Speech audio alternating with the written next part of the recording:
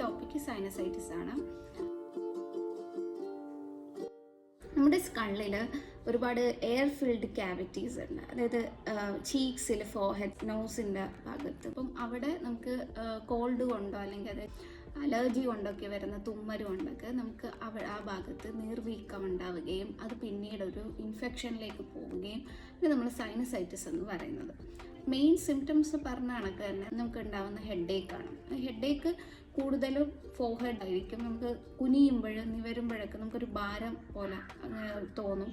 അതുപോലെ നമുക്ക് തൊടുമ്പോഴൊക്കെ ഇവിടെയൊക്കെ തൊടുമ്പോൾ നല്ല വേദന ഉണ്ടാവും.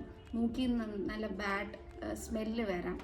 അതുപോലെ മൂക്കടപ്പ് വരാം, പോസ്റ്റ് നേസൽ ഡ്രിപ്പിംഗ് വരാം, മൂക്കൊലിപ്പ് കണ്ടിന്യൂസ് ആയിട്ട് മഞ്ഞ നിറത്തിലോ അല്ലെങ്കിൽ സാധാരണ അല്ലാതെ മൂക്കൊലിപ്പ് ഉണ്ടാവാം.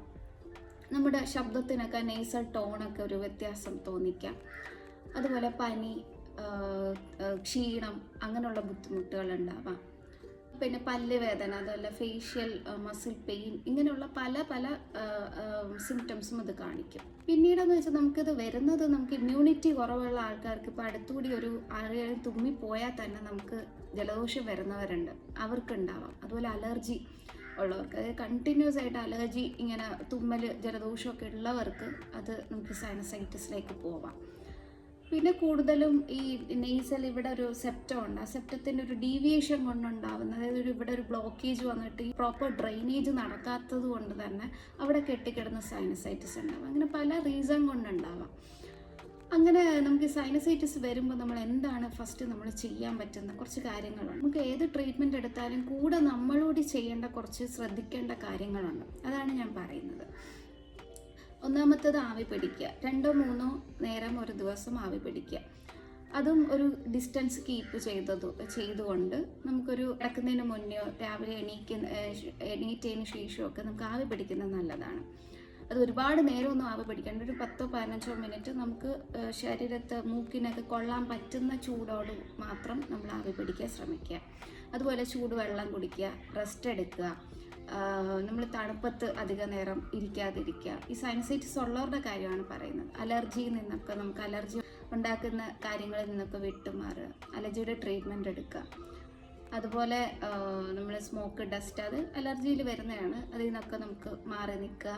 AC-യിലധികം, അതായത് തണുപ്പടിക്കുന്ന സ്ഥലങ്ങളിൽ നിന്നൊക്കെ മാറി നിൽക്കുക. നേരിട്ട് കാറ്റടിക്കാതിരിക്കുക. കാരണം ഈ കാറ്റൊക്കെ അടിക്കുമ്പോൾ ഇത് തണുപ്പ് അടിക്കുമ്പോഴത്തേക്കും ഈ സൈനസിൽ അകത്തുണ്ടാകുന്ന ആ കഫം ഉണ്ടല്ലോ, അത് നമ്മൾ ഉറഞ്ഞു പോകും.